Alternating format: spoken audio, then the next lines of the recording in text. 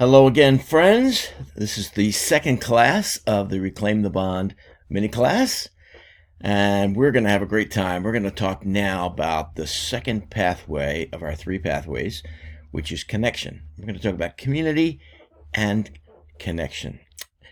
You know, Dr. Don Clifton said that every person should have a personal board of directors, people that give us advice and counsel from their area of expertise.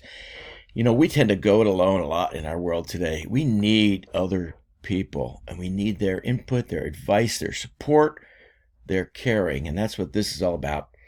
There are some things that are actually getting in the way today of that, and we'll get into that. I have a special guest with us today. Her name is Madlin Mangrum from Dallas, Texas, and you're going to meet Madlin soon.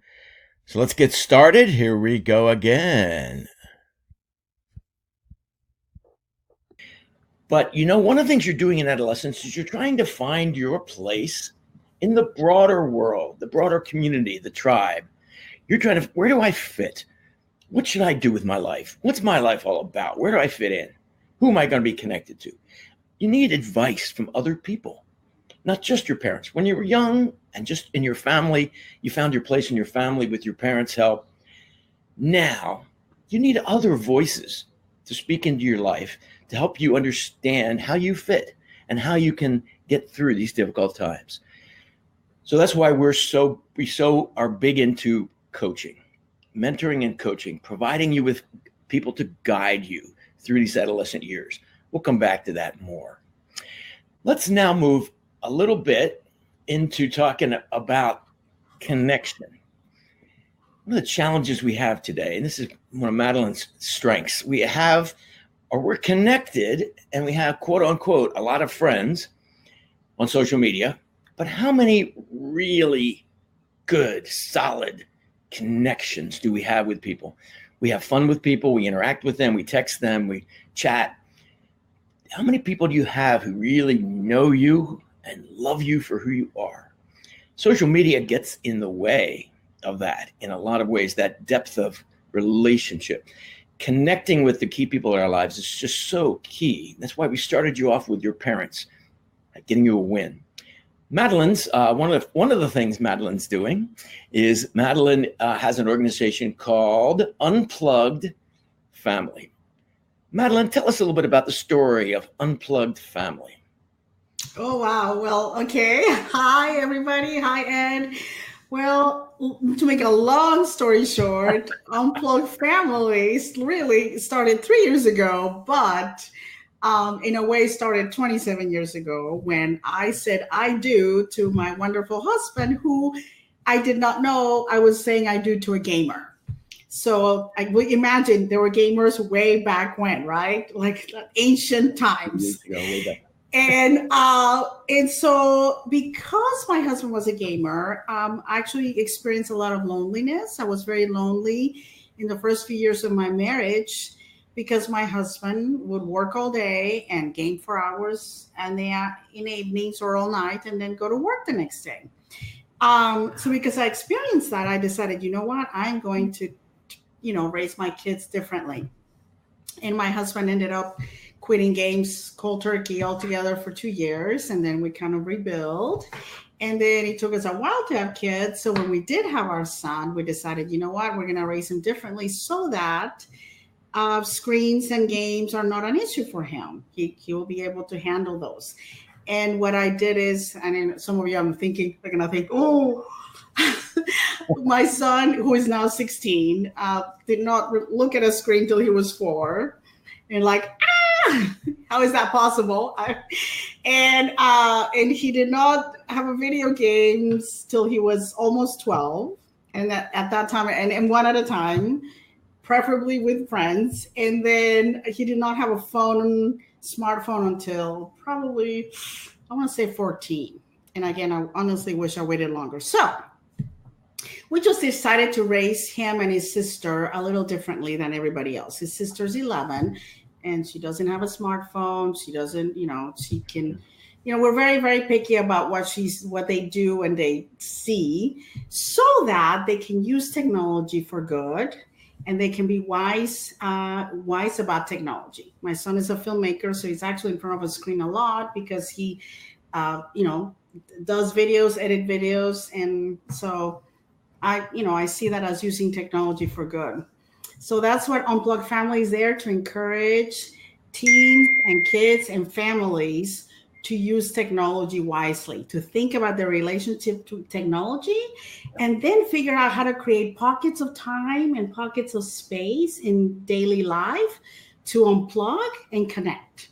Which is if you think about it, the times that you will feel the most connected with your family is when everybody's literally powered off, or meaning unplugged, and they're actually looking at each other eye to eye and connecting or having a conversation or enjoying a meal or, walking, camping, doing something fun. So, Madlin, tell me, where can they find out more about Unplugged Family if they want to learn how to unplug so that they can connect with the most important people in their lives? Okay, they can go to unpluggedfamily.org, or I have most of my videos with experts like psychotherapists, psychologists, ex-gamers are in Facebook. Believe it or not, I'm sorry to say, my platform is Facebook. So I have a Facebook page called Unplugged Family. And you can find me there and find really great videos, articles, and just tips on how to do this. I have an Unplugged Family group you can join.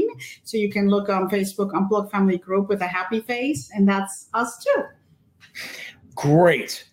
Well, in a future segment, we're going to deal more with a number of things that are making the adolescent years really challenging right now. This will be one of them that we'll talk more about, and we'll share some more resources with you.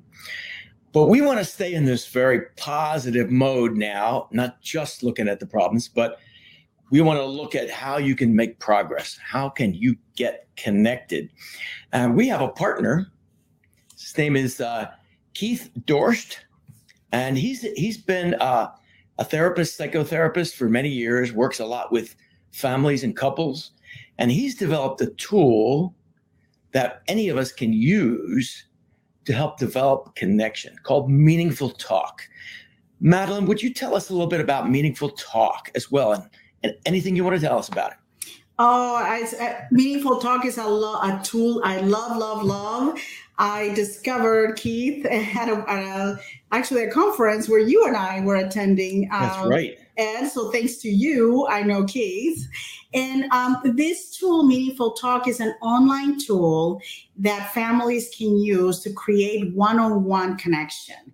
So it's a series of conversations that a parent can have with their teenager or with their child to create connection. And it is so funny because a lot of the times, to get really in sync with one another and to reach each other and to understand mom and dad, we have to get to question number 7 or 8. But usually we don't get to the deeper question because at question 1 or through, mom and dad's tone of voice kind of sets us off, or they say something that, we get going and it's like, ah, so we never get to that part. So Meaningful Talk actually uses technology for good in that it has a conversation started, and then the computer is asking questions on behalf of mom, let's say, or dad. And then the computer is using a voice that's picked up by neuroscientists to calm the brain, and music to calm the brain. So when we're standing, close to each other, 3 feet apart, eye to eye, we hear this music and we hear this voice. Mom or dad doesn't have to think about, what do I ask? And you, as a teen or a child, listening to the question, you'll be able to answer, right? So I tried it with my husband. I tried it with my 16-year-old, my 11-year-old. And it's been one of those really neat moments, that it was like, I know my son, the first time we did it, I said, hey, come here. I want to do this with you. And he's like, oh, mom, I don't have time for this. What is it? He was all like, not into it at all. But I said, come on, let's just try this. And then literally 15 minutes, the kid transformed before my eyes. And then he was like, okay, what else do you want to know, mom? It was just like magic. So it was one of those things where we long to connect with each other, but we don't know how. And one of the things that Keith said to me was like, just the fact that we're together, that our parents are taking us places, driving us, mom is making meals, or they're in our sports events, or they go watch our performances. That doesn't mean we're really connected. Like, we're just, being together is a level of connection, but it's not the level of connection that we want. So this tool creates a deeper level of connection. So I'm super excited for your, coaching, the coaches to use that with your young people and families. Awesome. Yes. So am I. It's really made a big difference in my life too. But we already heard a good story about how it worked in your life and your family. I'm amazed. One of the things that really struck me, as I've talked to Keith as well, is how our brains are really wired to be able to connect and to have empathy for other people and to have sympathy and to have compassion. There are actually, tell us a little bit about mirror neurons, will you? Tell us about mirror neurons. Well, Keith says that our eyes are, the windows to our soul, right? Our eyes in a sixth of a second can tell if it is safe to be with this person. So when mom and dad are mad, you approach them and you're like, no, I gotta back off because this is not safe. So we kind of shut down if we don't feel it is safe to be with this person. So he's saying when we connect with another person, there's mirror neurons in the front of the brain that connect to each other, and that we are, we perceive whether, we are safe with this person, whether we can be open to them and actually talk to them or not. And so he's using that in the Meaningful Talk tool, using that science, I guess, to help us connect. Fantastic. How'd you enjoy that session? Thank you, Madlin, for being with us. Now the fun starts. Now you're going to actually do a meaningful talk together. Parent and teenager, parent and child. Two different options. This is going to be phenomenal. Give it a real good go. I witnessed a father and daughter, 15, 16-year-old, watch them do this meaningful talk together in front of a group of parents and teenagers. And I just watched the connection happen. The daughter at one point just was feeling so safe and comfortable. She shared that she'd been bullied at her previous school and had never told anyone. And she spoke of it for the first time in public, sharing with her father. And I know they had some great conversations following that up. Meaningful talk. It's a brilliant tool. Try one of these sample talks. Sit next to each other, facing each other, close proximity. Hit the button. It'll start. First of all, in the parent-teen one, the teen answers the questions, and the parent listens. It's important, parent, that you listen. It's not time for critique, not time for comments. Don't roll your eyes, nothing. Listen. Listen carefully. Try to understand and empathize with what's happening. Not the time for anything else. And for you, young person, teenager, you be as honest and open as you can. Give this a try. See what happens. You'll have fun. And if it goes well, and if it really helps build connection, I recommend you do a talk every week or more often even. And you can click a button down below and you'll see where you can go and learn more about the packages of 20 to 30 talks that are available. You have to pay for those, but I think you're going to want to do that. It's a great investment. Okay, so I'll see you in the third session soon. Take care.